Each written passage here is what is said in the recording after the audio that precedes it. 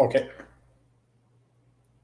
So, hey guys, welcome back to our podcast. Obviously, we're ending it off with a big bang this year. Like, I was really lucky to get like both of these two together. Like, the relationship that they have is very magical, right? And the funny thing is they found love after 40. And some people have a hard time finding love. They want to quit on love. They want to say, I don't want to do this anymore. I'm done. So let's have our guests introduce themselves and share a bit of their story and have fun while we do it. So, Chris, Teresa, the floor is all yours. Introduce yourselves. Go right ahead. Ladies first. Okay, well, I'm Teresa, as you mentioned, and I live in Canada, in Alberta. I've got 3 kids, single mom until now, and I guess a bit of my story. I love this so much about like finding love after 40 because it's been a journey. It's been a journey, of going through a long-term relationship, like having a relationship with a man that I had children with, and then from there, other long-term relationships, and until this last year, really just finally taking the time to just step back and really look at like why I was having relationships that kept failing, toxic, unhealthy points of different ones, and I love people, I love relationships, friendships, like partnerships, everything. But what I wanted to find most was like an ultimate partner where they enhance your life, but you could still have your own life, but I had to navigate that. It's like, even though I wanted that, I had to go on that journey of like moving through the fear of being alone, moving through like, you could say codependency or anxious attachment style. Learning about all those different things allowed me to like finally see like, how is it that I got here, having like a divorce and other failed relationships. And Came across that handsome devil. So for those who don't know, Chris, I'm gonna let him introduce himself too, because he's quite the guy. I've known him for quite a while, so I'll let Chris introduce a little bit of himself. Well, hey everybody, I either go by Bodhi or Chris. Bodhi's been a nickname I've had since I was a kid. Came from my last name, which is Chobotiuk. Everybody took the Bodhi from Chobotiuk, called me Bodhi. So either Chris or Bodhi. Chris is 1 syllable, Bodhi's 2, whatever's easy for you to say and remember. But I'm a born and raised Calgarian in Canada, Alberta. And so born and raised, my dad and I had the same grade 3 teacher. So we got a lot of history back in my hometown in Calgary. I come from, a very close family, 2 brothers, 2 sisters. And I just recently moved to Playa del Carmen, Mexico in last April, and made my journey back after I met Teresa. She was one of our business partners, and developed into more of a, talking every day kind of thing, and, colliding our souls. And it just collided so well that, we turned out to not only run businesses together, but into having a loving and romantic and intimate relationship with each other. But that's basically a little bit about me.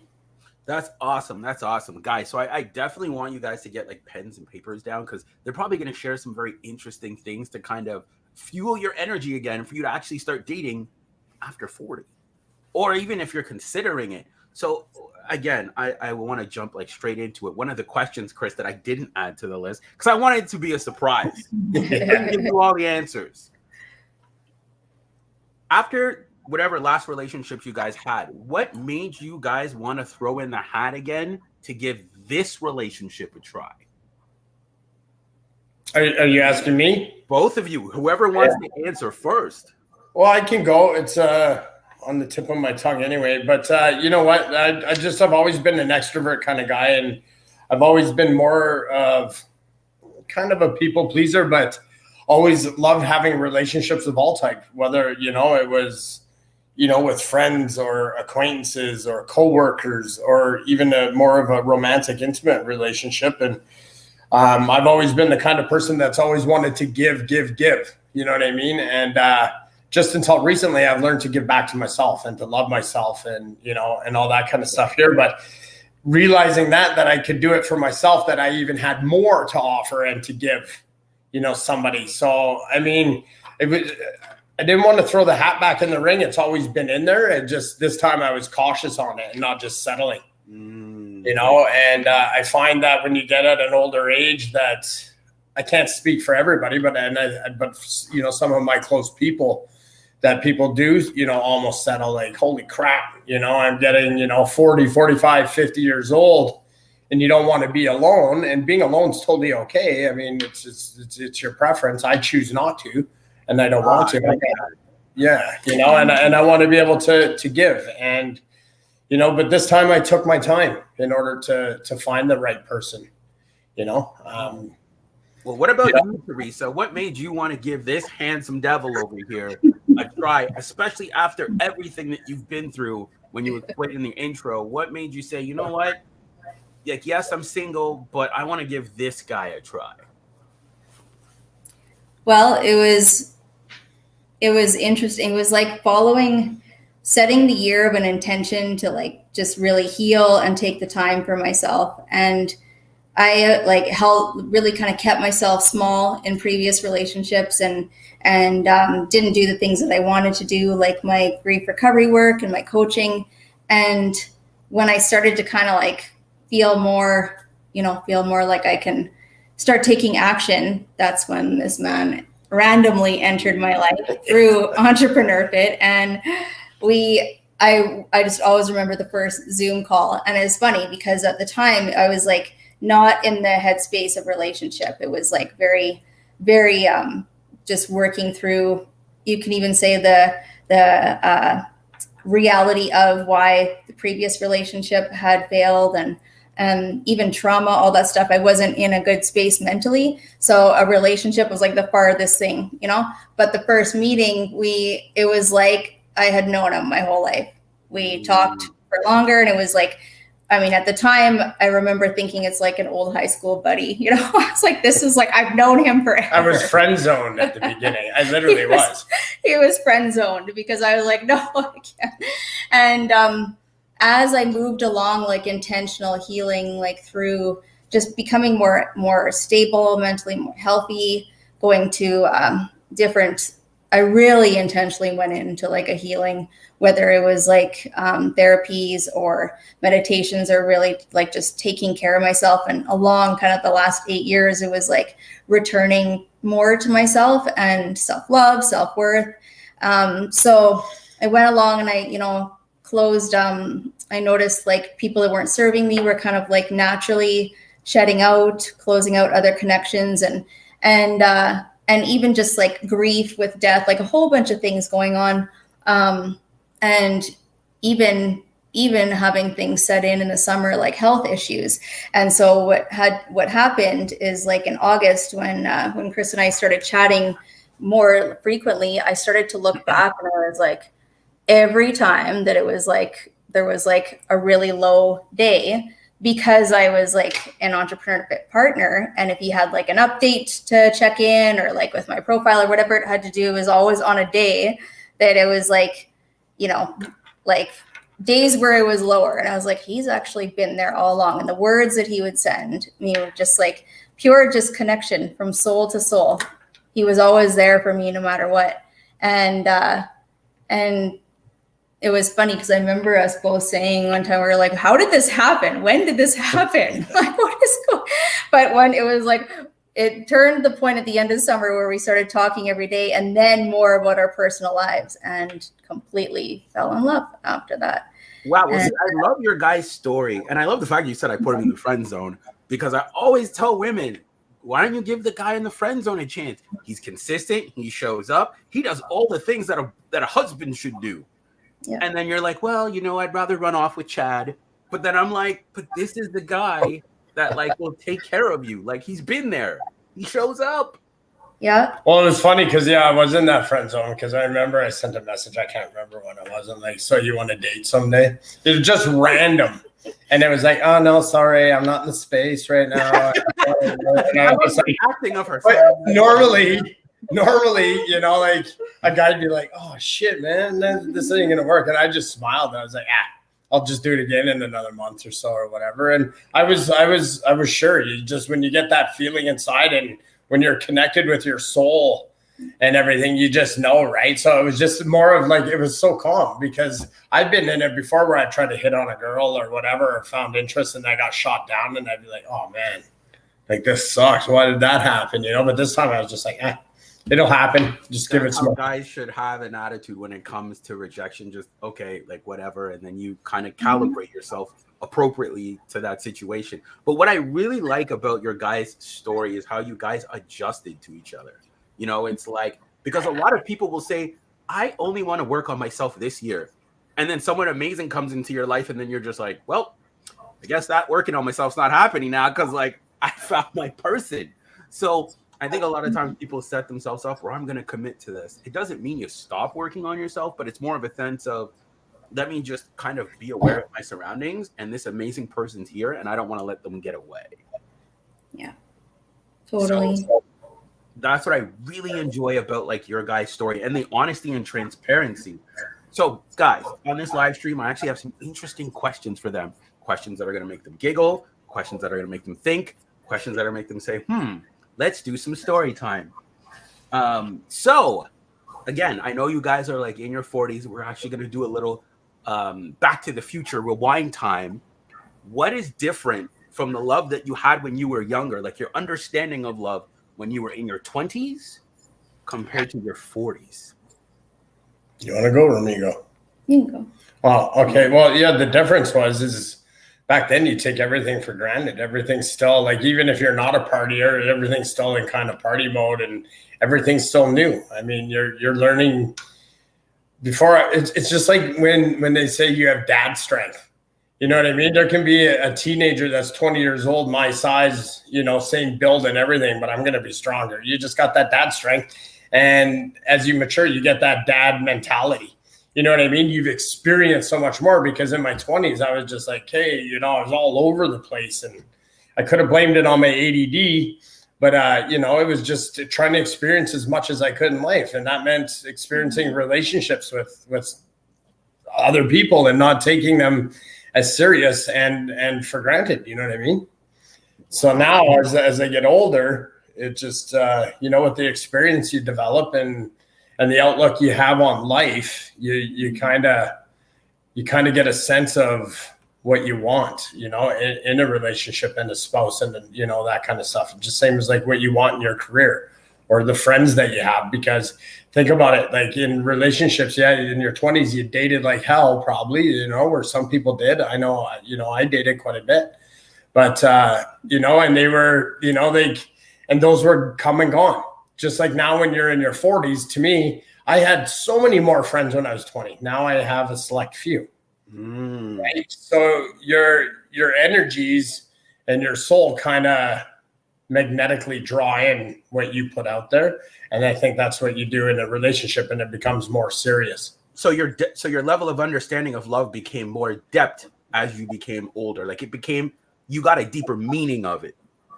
Yeah. It's more like just a sense that you're born with, and it's just awakened for me anyway.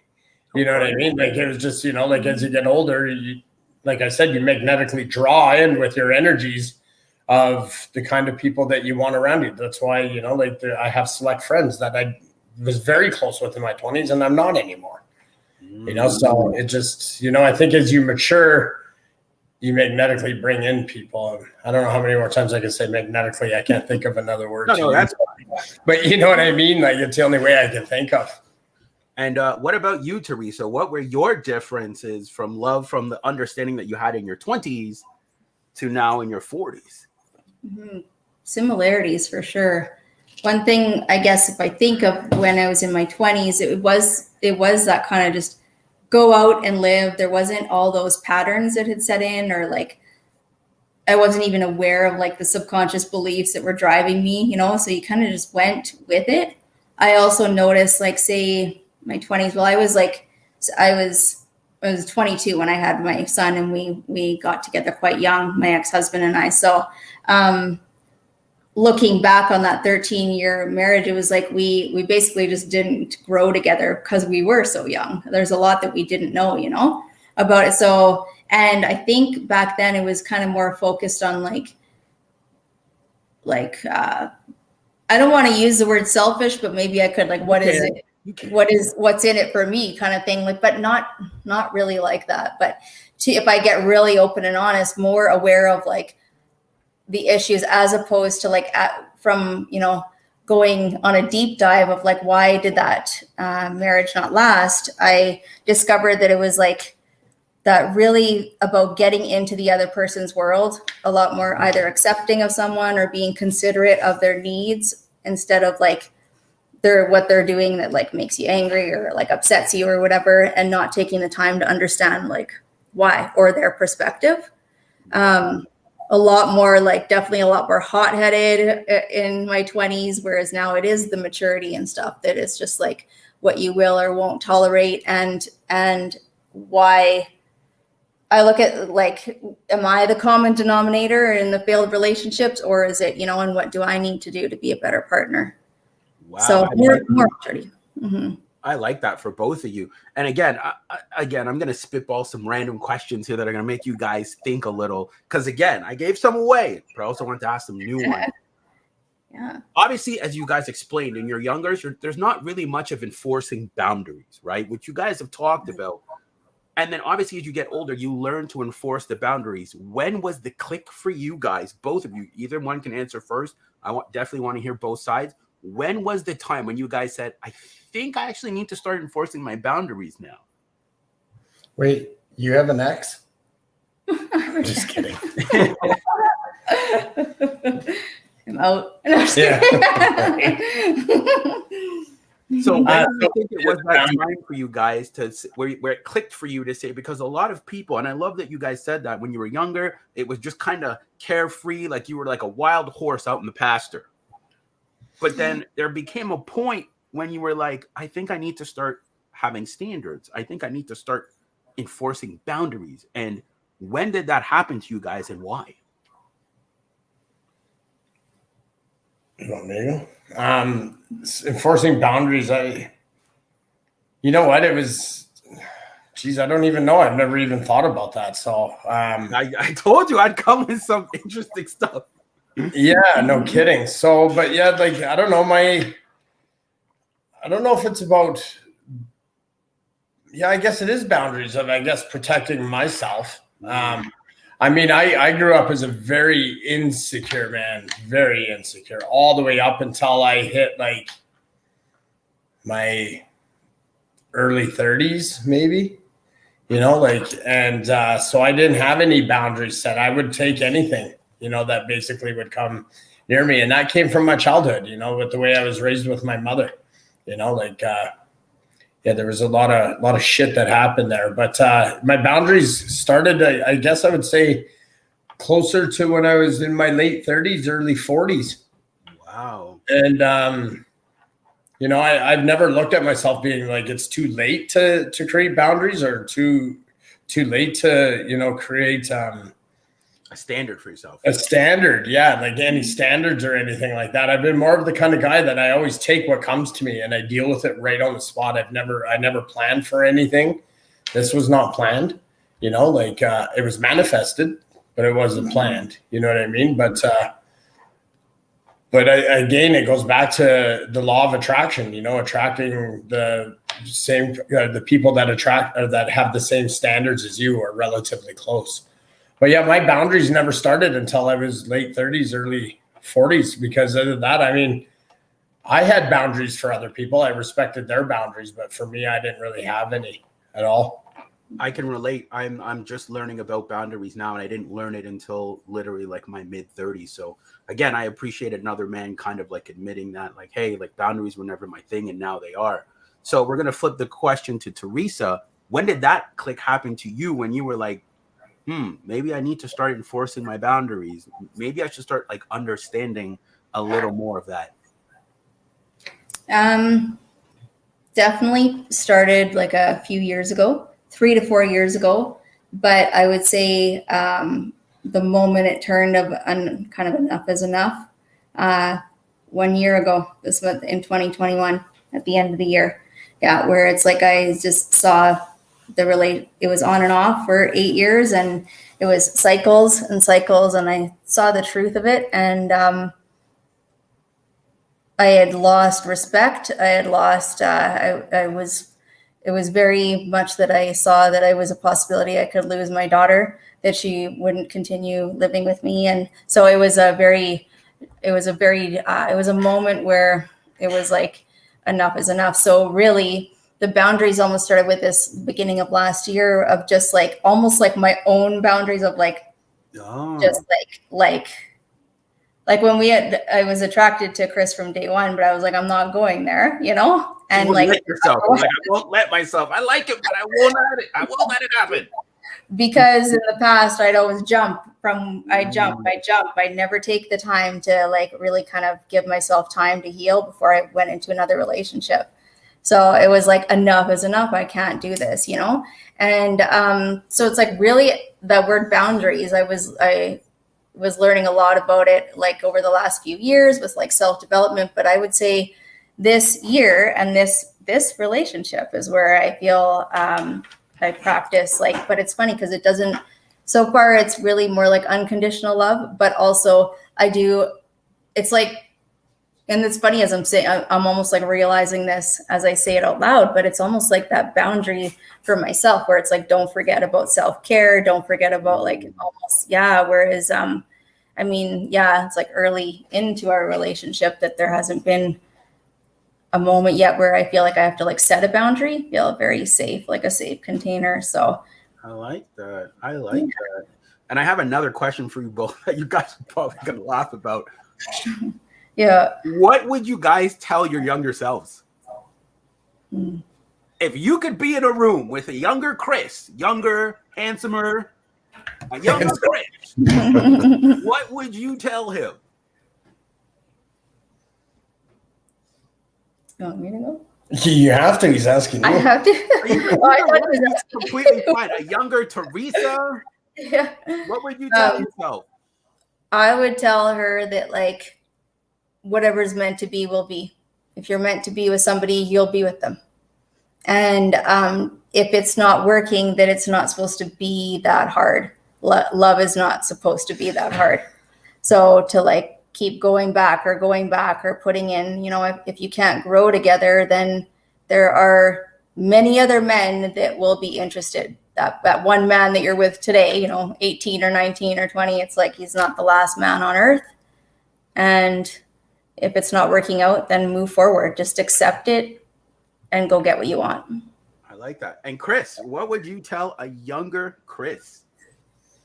Let your wall down. Even though I said I didn't have boundaries, I still placated it like I was like nothing bothered me or anything like that. I was very, very good at self-hiding, any emotions or anything like that, and sweeping everything under the rug and bottling them, which caused some very big implosions and explosions in relationships, but it wasn't necessarily their fault or whatever. I played it like nothing bothered me and everything was nonchalant. And that was basically, it was an invisible wall up, but it was my wall, not a wall that anybody could see. So I would have rather taken that down and known that there was a lot more of the universe to offer to me in the relationship sense than what I allowed myself to visually see, not emotionally feel.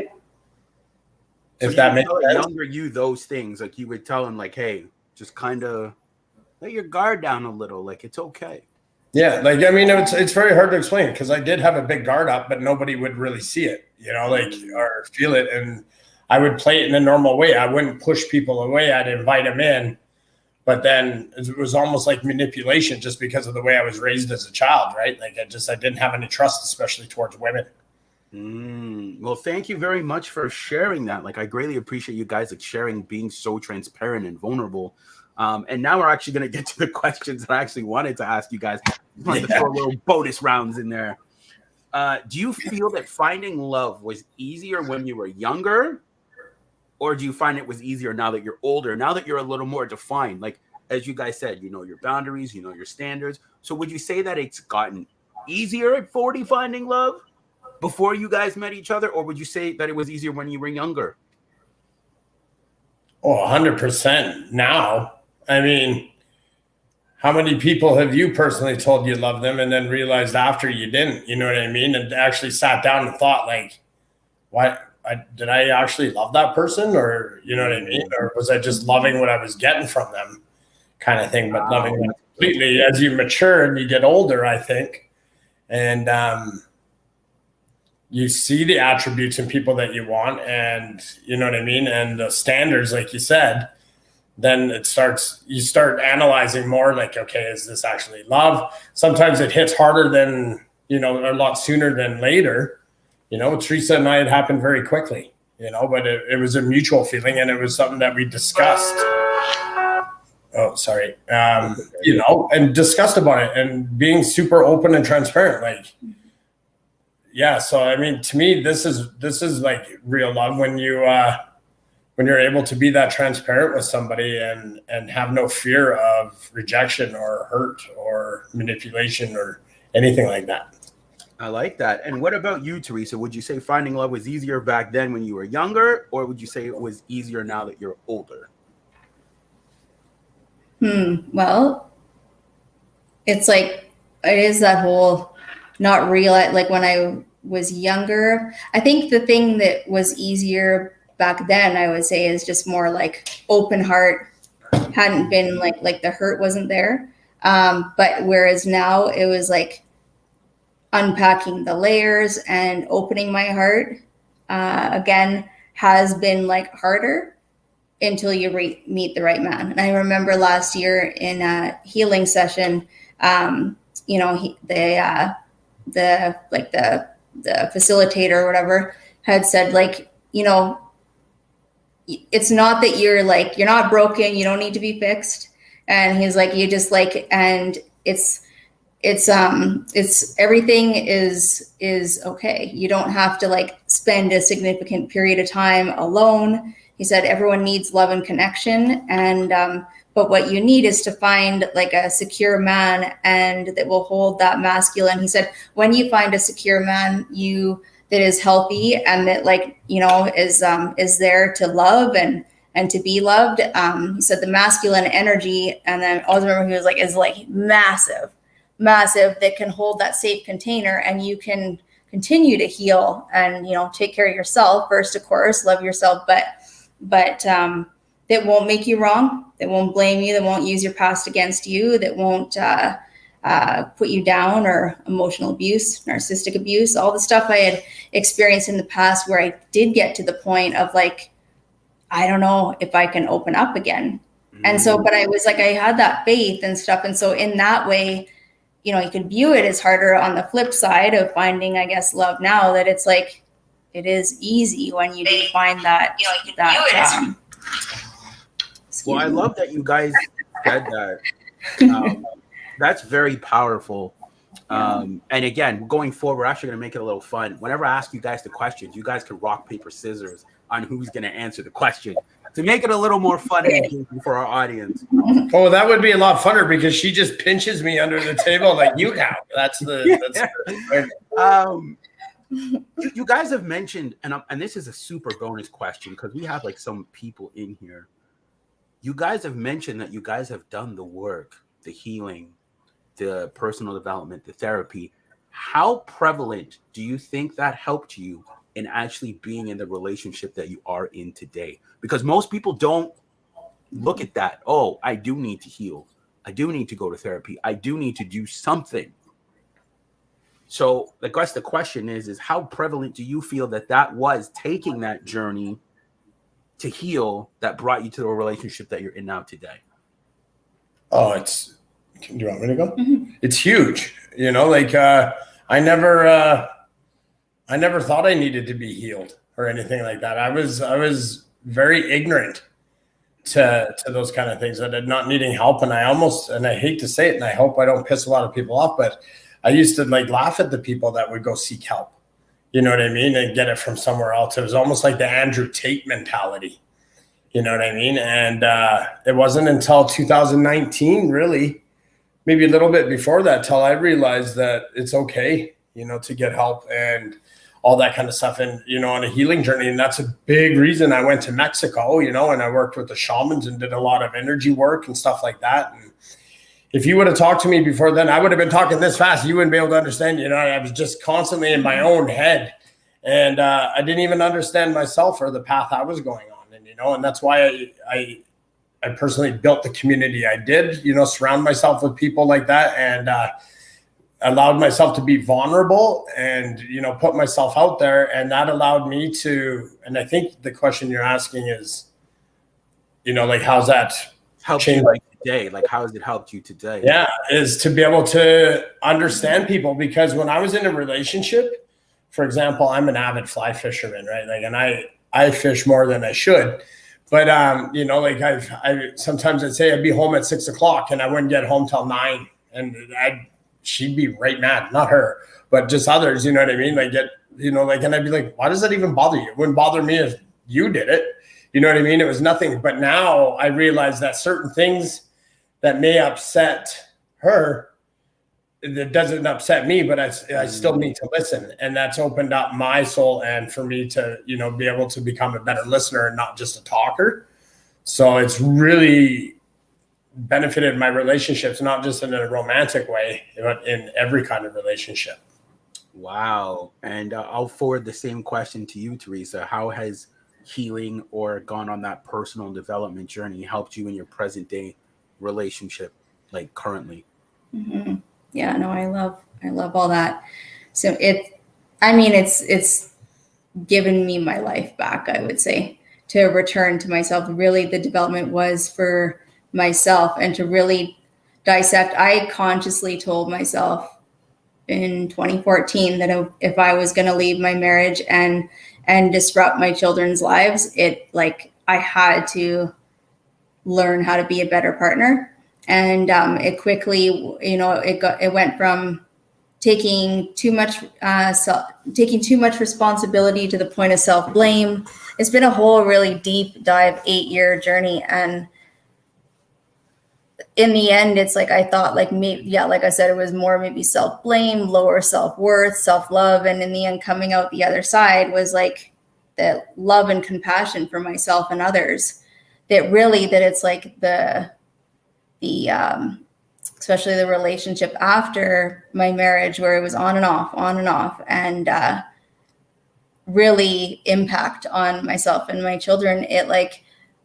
I'm able, because I learned how to how do you really love yourself? A lot of different modalities. I gathered a lot of different tools, and like I said, it was everything. I would not be where I am today without really taking that deep dive of how do I actually shift my life to be a healthier love, healthier space, healthy all around. And then it's like that ripple effect through my whole family, partner. And it's like super cool how now I can use the tools to and I don't know, it's for me personally, it's like I follow my faith, my spirituality. And without that, I also, that's part of the tools, is like, it's more, I look back, I can see the universe is guiding me. Like I'm always taken care of, and those that I love around me. And so you can start to see or just using my intuition, why things happen the way they did. When you reach a different space, it's like everything just becomes a blessing. The horrible moments, it's like I would not be with this man if I did not go through that 8-year on and off with the other man. So it's all for lessons. And yeah. Well, I really appreciate you guys sharing it, because I can relate to both of you in a similar way, because healing and any of that stuff never came in my direction in my 20s. It wasn't even like a thought. It was just, this is who I am. This is who I'm going to be. You either like it or you don't. And then I'm just coasting through life at that point. And it wasn't until a few breakups that I had to really look at myself and question some things and say, okay, something is not working here. And it wasn't until my 30s that it's just kind of like you feel like you get hit with a snowball right in the face, and you're like, okay, you know what? I needed to do the shift. And I'm gonna openly admit this on this podcast. The shift wasn't easy because there's some uncomfortable truths in there. That, like, processing those uncomfortable truths makes you cry, makes you angry, makes you upset. But once you've released them and you've processed them all, now you can start like the journey to being honest with yourself, being truthful, and kind of not patching up the wounds, but really like addressing them and like turning it into something more powerful, something a little more safe, especially for yourself. And I know that was a journey for myself, was saying, hey, you can love other people, you can be safe with other people, you can do all these other things, but why can't you do them for you? Yeah. So that was something that I had to say, you know what? Like, it doesn't mean that I don't give those things to people. I still do, but I always make sure to fill my cup first before I pour into someone else's cup. I like that. Yeah. Yeah, I really like that. Because for me, it's like you can't pour from an empty cup, right? So it's like, because then there's nothing left for you. So if you're giving out love, giving out all these things, then what's left for you? When you're like, well, I need a hug, I need attention, I need this. And then the people that you want are not around to give it to you, or they've done whatever. And then you don't know how to give yourself that attention. Totally. So then it becomes very dangerous. So yeah, guys, that was a very, very good point there. I have another question for you guys. Do you think love is more of a feeling, or is it more of an action? I think a lot of times people get them misconstrued. So would you say it was a feeling, like, oh, I feel this, or would you say it's more of a consistent action? I say both. I do too. I'd say 100% both. There's a reason that saying's been going around for I don't know how long, but actions speak louder than words. And I hate to say that, there was a movie I saw and it said those 3 words are said too much, but not enough, right? Which is I love you. And I think if you can match your actions with your words, same within business, and same with your friendships, and same with your relationships with your kids, everything like that. I think it can even itself out quite nicely, and be able to be synchronized. So I think it's both. I really do think it's both, especially on the action side. I'm going to lean a little bit more on the action side of things. I like that. What about you, Theresa? I totally agree. And like, that is like, like I mentioned earlier, like shedding out different connections. That was a lot of it, was all talk, no action, All bark, no bite. Yeah. Yeah. So it's, there has to be the action to follow the words, because you can fall in love with all the words, or even, hopes, dreams, expectations. You can for sure fall for words, and then when it doesn't follow through and it breaks down again, that was a big cycle that I got caught in, and for sure, then I'm always one to look back at like the actions or non-actions that I did to be able to learn. But so that's still something that at least it's like I can reflect on when, and like, well, in this relationship and stuff. And actually it is where I get to, because it's like, I feel safe that it's like, instead of just, I guess, being abandoned or being, whether I'm abandoning myself or previous relationships, it's, I'm committed to be like, I want to succeed. I want to break these patterns. It's not possible, I don't think, in a unhealthy relationship. Wow. So, you know what? Yeah. That is very, very powerful. You guys gave some great answers. I think I agree with Chris, because I lean more towards the action side of things. The words are comforting, right? But that's the thing. Lies are comforting too. So I always believe that the biggest thing that you can do, like, it's like, let's say you meet someone and they tell you, I care about you, you're amazing. but the highest form of them showing you those things is them actually committing to you. So that's why I always tell people, like, yeah, you can believe what someone tells you, but until they take the step of actually committing to you, everything else is just like roses under the sun. It sounds great, but it's like roses under the sun until you can show it to me. And I guess to add the cherry on the cake, I always tell people consistency. It's can they show it consistently? Because I could show you one time and then turn around and be a dick the rest of the time. So it's something that I can practice regularly. So no, those were some great answers. I will ask you this other one. This one's a little bit of a spicy one for the audience. Do you think that people mix up the difference between being in love and lust? That they confuse the two? Because you guys brought it up earlier. When you're in your 20s, you're kind of like young and free. So do you think that people kind of mix the two up? Like, oh, this sounds like it's love, but it's really lust? Oh, man, I don't even know how to answer that one. You want to take this one? Like, I don't know how to answer that. Yeah.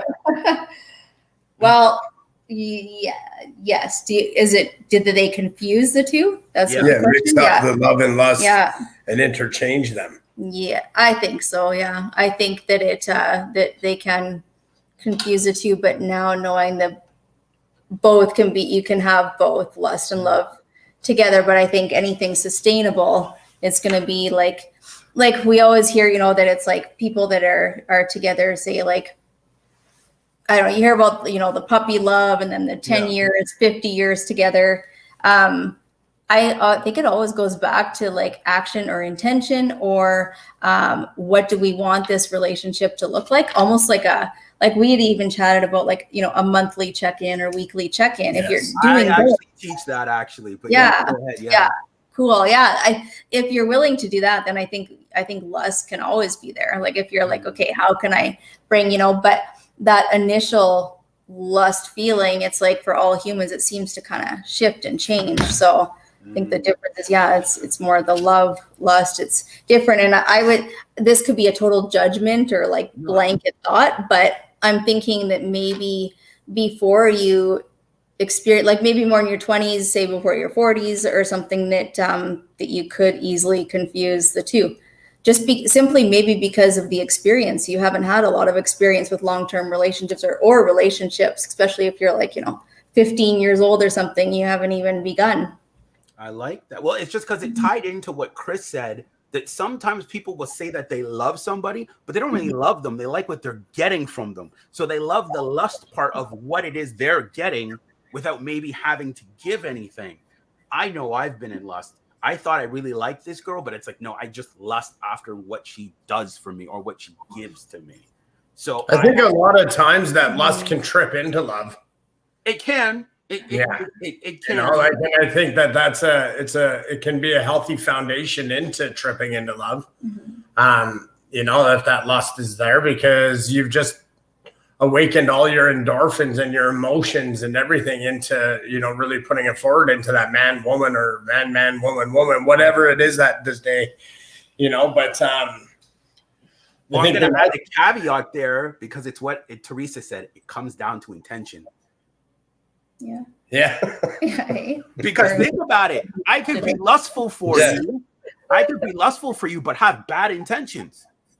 Yes.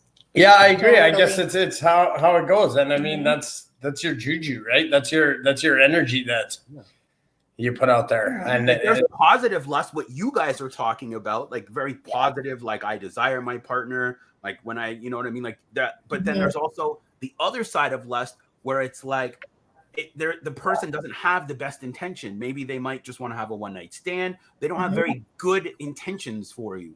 So I think a lot of the times we do have to have a heightened level of awareness when it comes to, does this person really like me, or do they just lust for me for what I do for them?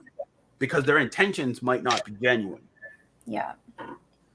That makes sense. Yeah. I never really sat back and thought of that word lust ever or anything like that. I think this is probably one of the very rare few times that I've even used that word. Oh, see, okay. Yeah. Okay. I love what you shared though, Michael. It's there can be like positive lust or negative lust, right? Well, it's the yin and yang, right? It's the yin and yang, multiple sides. Like I love what Chris talks about, like the very positive, but there's also the and it's like you have to be aware, because a lot of times those patterns that you had when you were 20, you could still be duplicating them when you're 40. You guys change them. That's what makes you guys different. You guys changed your patterns. So now what you guys like had in your 20s and I had in my 20s were probably fun, lustful relationships. They were great. They were fun. But now that you've gotten a little older, your relationships now have a little more sustenance. Yeah, but that's a big part of that healing journey, and being able to self-recognize yourself and to reawaken whatever it is, whether you're old or new. But it's more of a reawakening, because I've got friends, and I love them to death, that are still stuck in that 20-year-old mentality that have not changed at all, but it's a personal journey, and it's almost like an enlightenment or a switch that goes off, that you want to better yourself, not only for you, but for the others that are around you. I love that. We only got 2 more questions left, because again, I don't want to take up your time. You guys are giving some gems here. What has being in love taught you now that you have a more redefined understanding of what love is? What has it taught you now? What has it taught?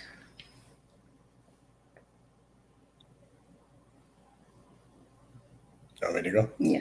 Okay. Well, love has taught me, and I think I can speak for, lots of others on it. And it's taught me that, I don't want to use a cliche like that, but love is all around. Like, love is all around, right? Like, it comes in all shapes and sizes, just like your friends do. And, like in your interactions and your emotions, they all comes in different, sizes. So love can be used in so many different ways. Like, people, oh my God, I love that steak you cooked. Or, oh my God, I love the way that you interact with your child. Or, oh my God, I love your dog. You know what I mean? It's in all different ways. So it's when you kind of become reawakened and you start to recognize your soul, and, and it starts to recognize you back. I think it opens up your, is it chakra? I don't know. Like your heart chakra more into feeling love with everything that comes into your life. So it taught me that I can be more diverse with the love that I have, and that I'm able to put out there and to take in, if that makes sense. It's taught me that there's so much more than just, because in my 20s, I was like, oh my God, like, I think she loves me, or, oh, I love her. You know what I mean? And then again, it's, you say too much, you constantly run out the door. Is okay, bye, Mom, love you. You know what I mean? And yeah, it's love there, but do you feel that love? I think when you get older and you start getting into a relationship, you actually feel it more than just, like it just being, and that goes back to like just more action than words, right? And what about you, Theresa? What has being in love taught you? I know it's so much that's why I'm like, what has it taught me? Well, if you can pick like 3 gem things. Yes, right? I guess it's taught me that it's the most powerful energy on this planet. And when I am willing to be like open to it and not, release my past and bring it into the next relationship, or take the time to heal, then you can always open your heart again.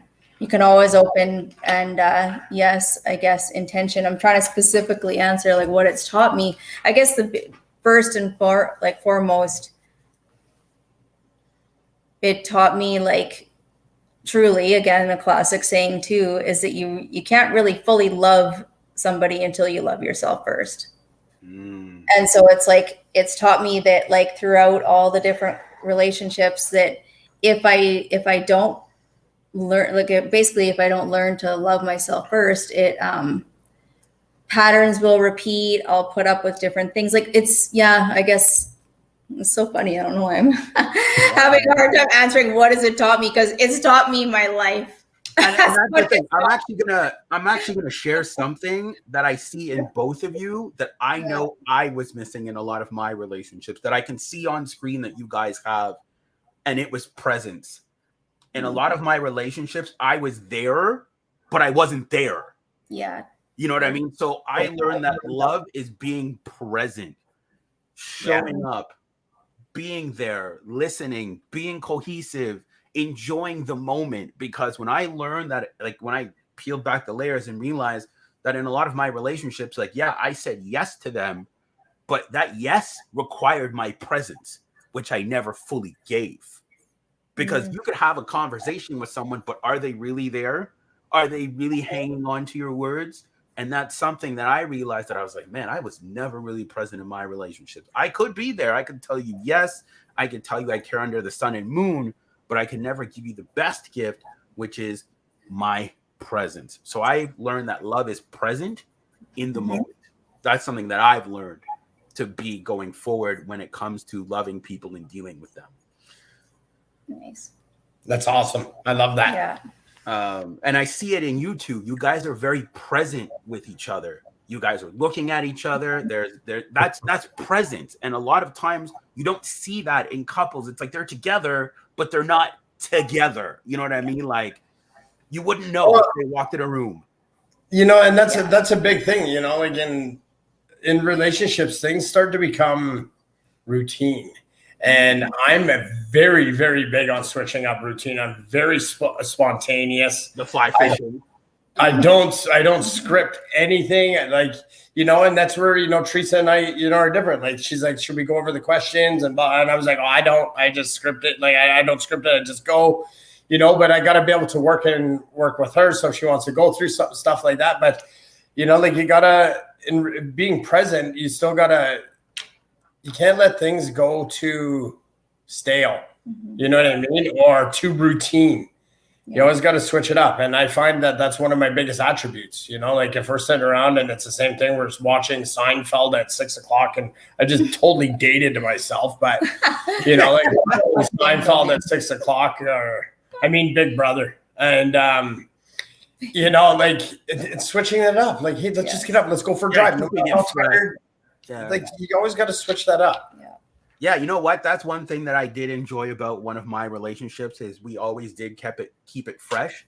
But the thing that I enjoyed is we found joy in the little things. If it was grocery shopping, even if it was playing Wheel of Fortune, which I got my butt handed to me, but that's okay. I was present in the moment.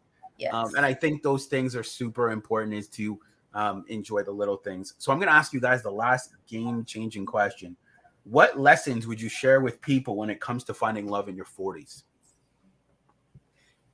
You want me to know? Okay, well, this is one of the biggest things that I've learned over relationships because I have had quite a few relationships and some have been good. And if they were great, they would have still been existent.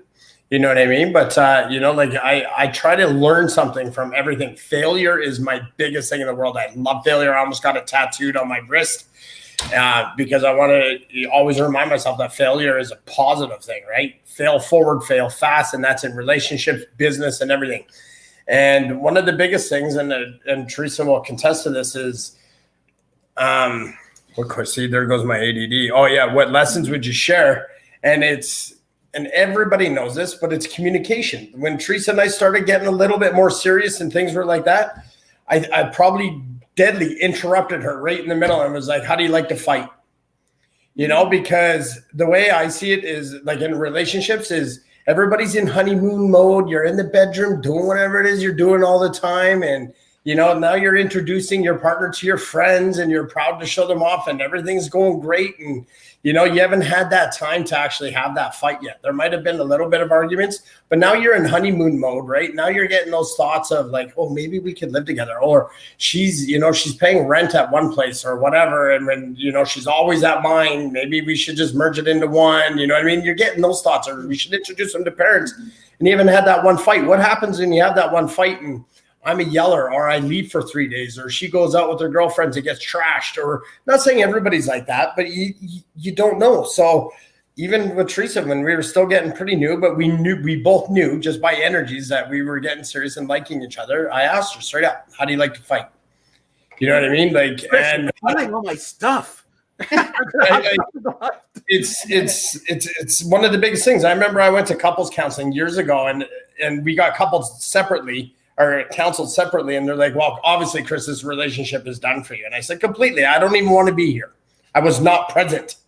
You know what I mean? I was already given up, but I was already dragged in there. I was forced into there. And he said, well, what are you going to do in your next relationship? I said, I'm going to pick a fight with her.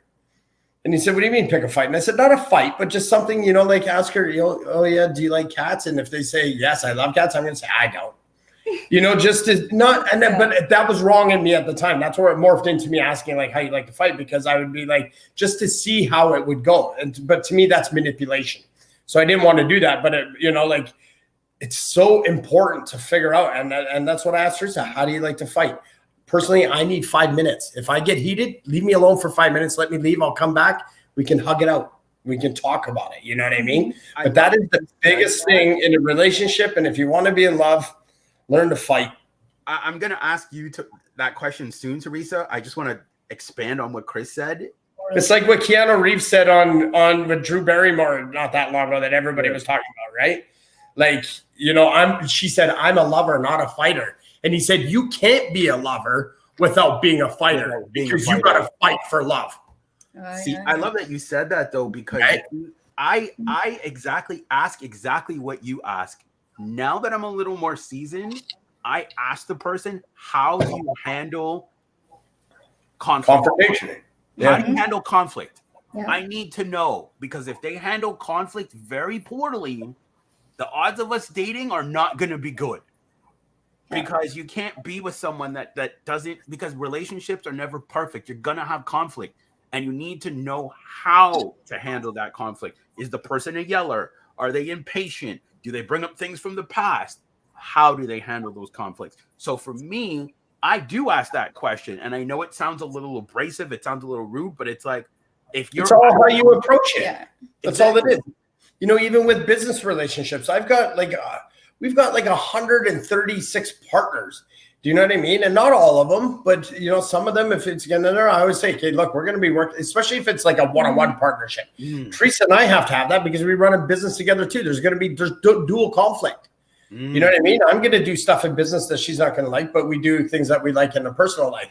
But even if you have business partnerships with somebody, one of the first questions I always ask them too, look, we're in business together, whether it's me and a man in business together, there's going to be conflict at some point. How are we going to address it when that comes? Do you like to go jump out in the parking lot and throw fists, throw hands? Yeah. Or you going to get drunk and not show up for 2 days, or are you going to just bypass me and go over my head? It's important in every relationship, even with your kids.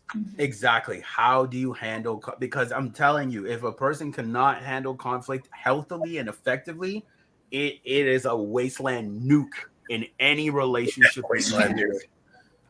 So Teresa, we're actually going to ask you the question too. What lessons would you share when it comes to finding love in your 40s? I think first and foremost is just like,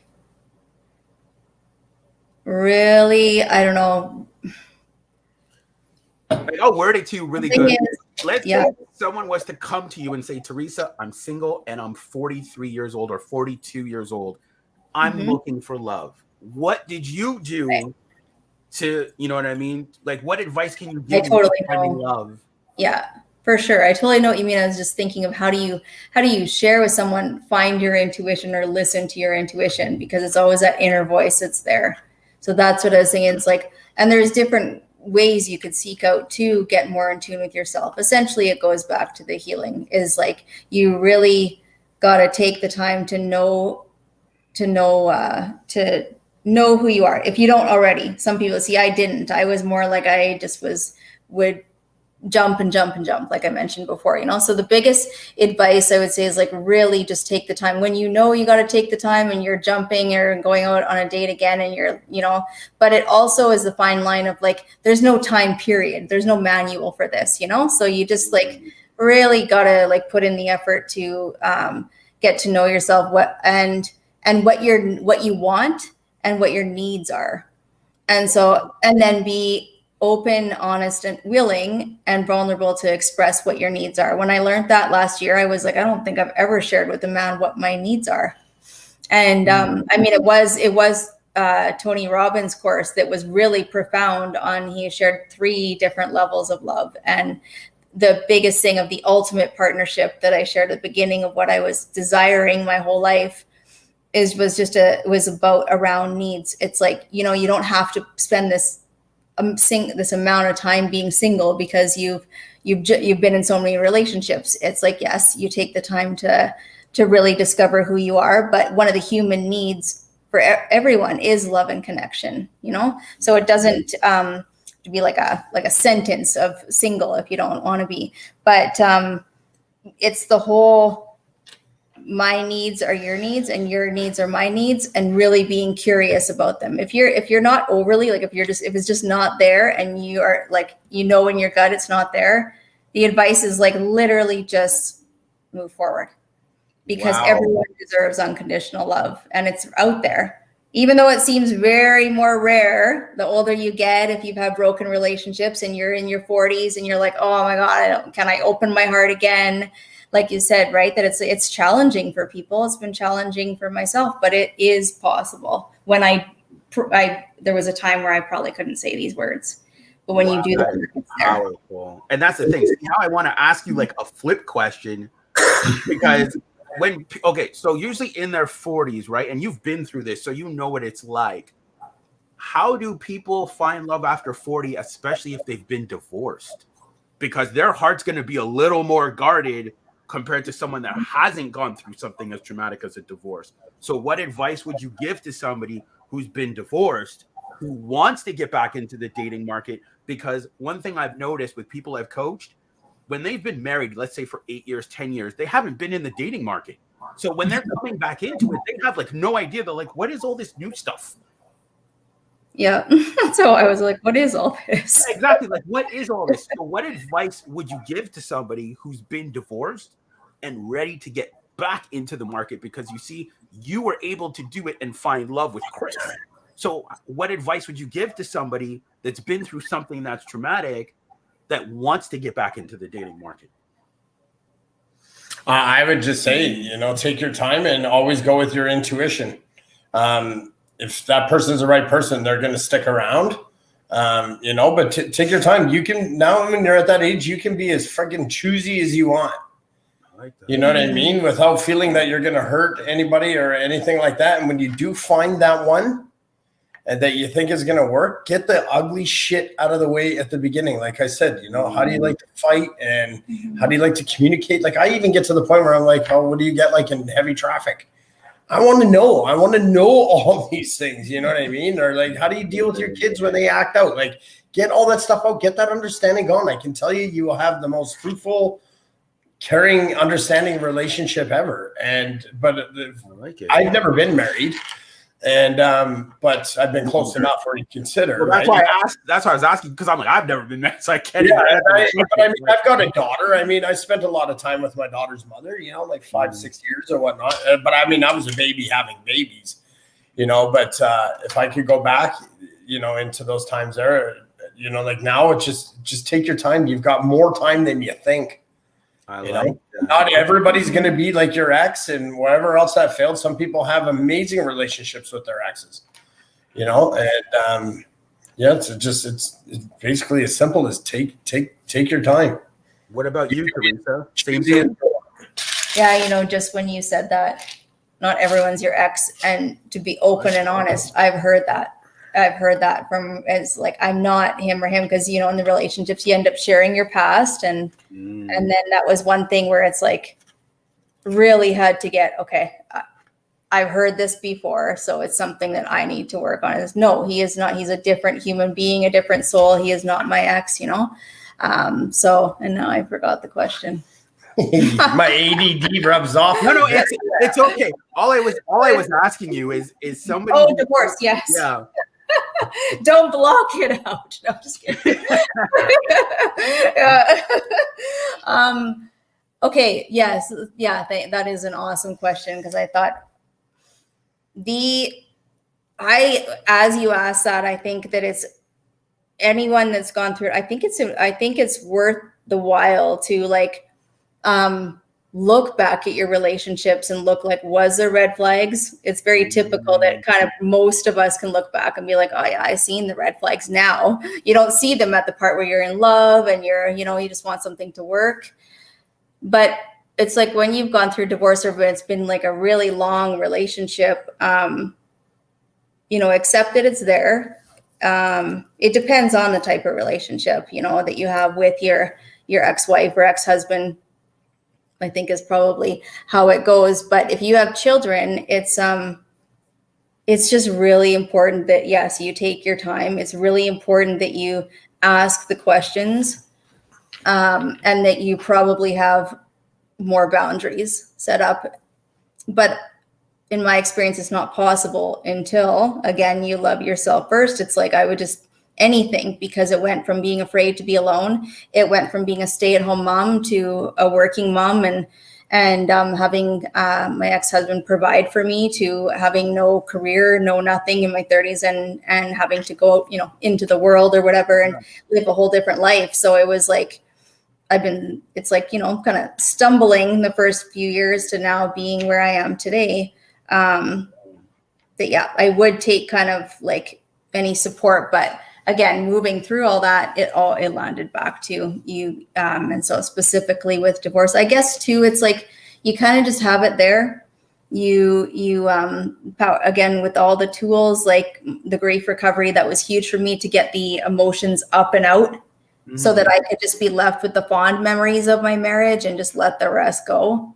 Well, there's a reason why I asked it, because most people in their 40s, let's say like mid 40s, early 40s, have at least been divorced maybe once.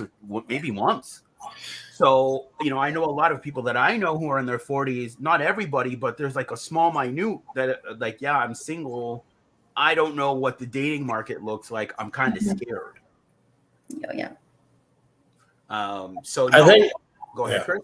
No, I was just going to say, I didn't know where we were at in this here, but it just keeps coming to me. So I feel like I need to express it is one of the biggest things I've learned in a relationship is that if you have a kid and you get into a relationship and somebody gets close to that kid, like your partner or whatever, it's very easy to fall into a selfish pit, and I got kicked hard. And that lesson to me is, like if Theresa, like her kids are dear to me already, like they're amazing. I have a great relationship with them. If her and I split, I'm splitting with them too. Like I was with my daughter and we split. I split with a girl that my daughter absolutely loved. She was young. And 2 weeks later, we're driving and she's crying. And I said, "What's going on, kiddo?" She's like, "I miss Megan." And I was like, holy crap. I didn't even think. Like I made my daughter break up with her. I love that you guys bring this stuff up, because it's stuff that people don't think about. Excuse me.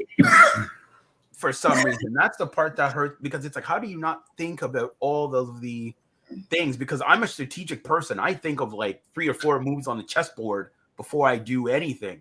But before we go, I actually want to cover something that Chris said, the needs. I think a lot of times people are afraid to say their needs, because they're like, if I tell this person what I want and they don't want to give it to me, they're going to leave me. And Theresa is the one who brought up the needs. Teresa's the one who brought up the needs, that to expressing the needs. I think mine was more of like, how do you communicate? Sorry, I'm eating ice cubes and I just choked on one. Pat my back. Your parents, remember, they always said, put your arms up. But anyways, so I think, the needs is extremely important on there. Well, it's hard for some people, because let's say I'm a person and I say I need time, and the other person's schedule doesn't allow them to give me that time. And I know this, and I say, well, hey, if I tell them that I need 3 or 4 days a week of seeing the person physically, and they can't do that, and I tell them that, now they might go. So I think a lot of times it ties into what you said, that they'll just settle, but then through the settling, now they become bitter. Yeah. It is. I completely hear you. It's something I still practice today, because it's so new. Like I said, just a year ago, I was like, my needs, like, what are my needs? They say like, write out your needs. And I remember like sitting there and I was like, what are they? Because it's like I basically, until last year, I had never been single since I was 15. That's how much, maybe at most a week before I would jump. I truly hadn't spent any time being single. And so it was always just whatever the guy wanted, just so I wouldn't lose love. It was the abandonment. It was this exactly like you said. It's like, oh, if you say you need time, they might leave. Like 100%, it's like I could say with my younger, like I would never say that type thing, right? Whereas now that it's like I've got the lived experience, and I guess with this man too, if I said that, I wouldn't feel like it was a risk, like that it was like, this is going to affect the relationship. Like, yeah. And it gets really scary. But when you make a stand for yourself, enough is enough, no more, then it's like, well, if that was the case and they're just going to leave anyway, I mean, it's almost like you get older and you're like, well, I've been there, done that. You don't put up with as much. Yeah, you said that, both of you, because even for me, and I've been sharing this with some people, and it's something I've created. It's my list of 3. It's what am I willing to commit to, which I think is super important for people to ask themselves. What are you willing to commit to? What are you not willing to commit to? Is the second biggest one, because a lot of people commit to things that are not aligned with who they are. And if a person is going to give me their commitment, what are they getting in exchange for my commitment? Awesome. Those are the 3 things. And I've been sharing this list with some people, and they're like, wow, I've never asked myself any of those questions. Like, if a girl commits to me and she says, I want to commit to you, Michael, and I say, look, this is what you're going to get from me. Because a lot of times people will say, I have a lot to give, but they can never explain what it is they're giving. So I always try to say, well, you're going to get this, this, and this from me, because this is who I am naturally. It's like, as Chris said, if someone commits to Chris, like you've committed to Chris, you are going to get spontaneousness.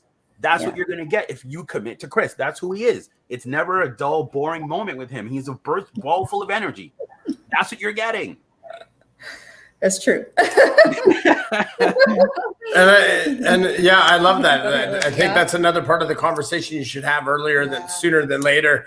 And the one thing I wanted to touch there too is a lot of your relationships and the way that they pan out and the way that they go are under your control. But you also got to remember that a lot of us are products of our environment and how we were raised. And if you can break that mold, you know what I mean, and learn from it, because I mean, Christ, my mom's been married 3 times. So is my dad. And like, I mean, I've had 2 different stepmoms and 2 different stepdads. Wow. You know what I mean? And plus a biological dad and a biological mother. Like, I don't see a great pattern of relationships. You know what I mean? Patterns. I like that. So you got to be able to see that. And again, so like you got to learn to not be necessarily a product of your environment, but let your environment be a product of you. I agree with that. Yeah, that's when you get healed. Yeah, you can't bring that into the present. Like, you can't let it define you where it starts like affecting.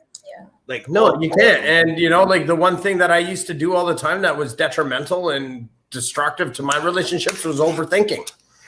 I don't overthink anything. Like, if sometimes you always ask that question, is something wrong, honey? Something wrong, you know what I mean? And then you can let that morph into something that is not even there. Crazy. Like, when I was traveling Europe here recently, I met a guy from England, and this is one thing I want to give you there too, Michael. It's about attachment styles, and why you are the way you are, and why you get attached to certain things, and it works so well in relationships.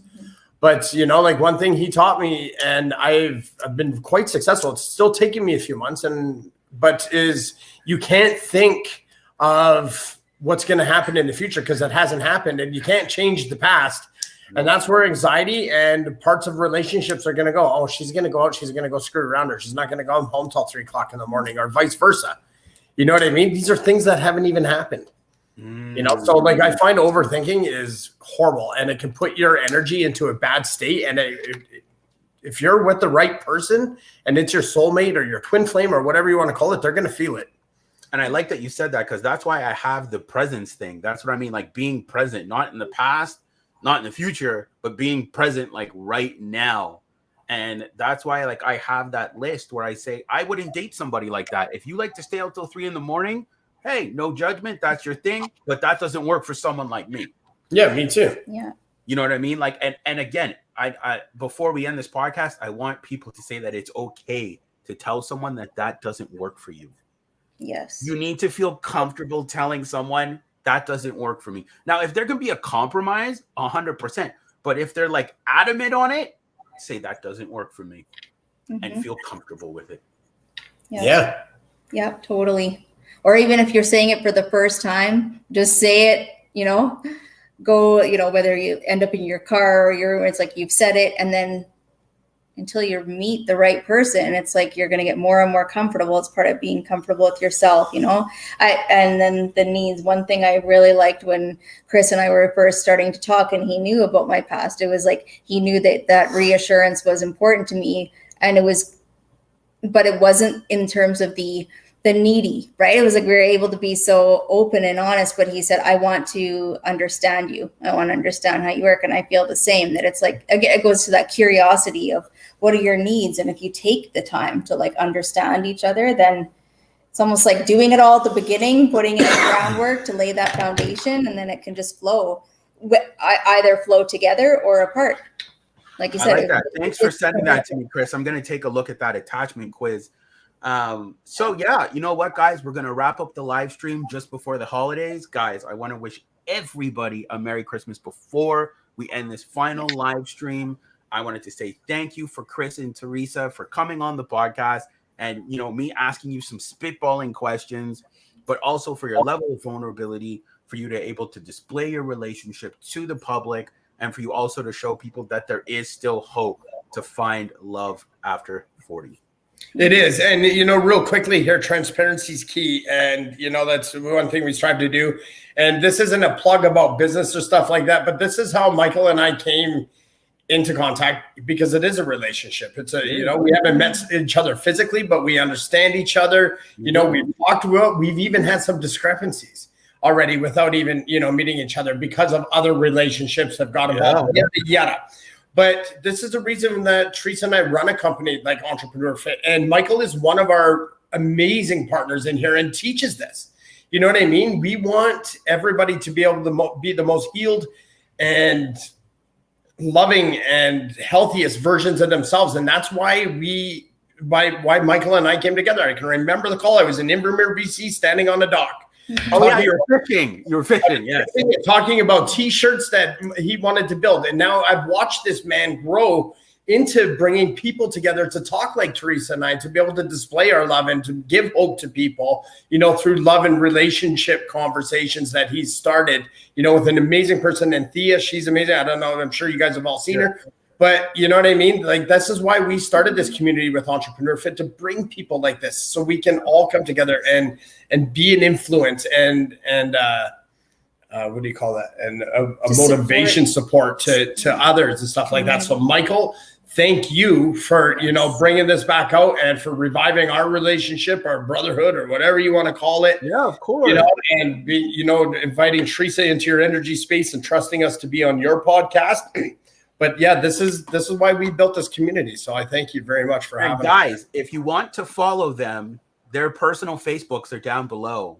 So if you ever want to ask them any questions about healing, about dating after you're 40, anything like that, check the bio below and you'll be able to reach out to them personally on Facebook. Please do. Yeah, we're not pros, but we're real. Yeah, exactly. Please do, guys. So we're going to end off this live stream. Thank you very much for everyone that's been here. And we will catch up after the holidays. Thank you so much. Sounds good, man. Thanks. All right.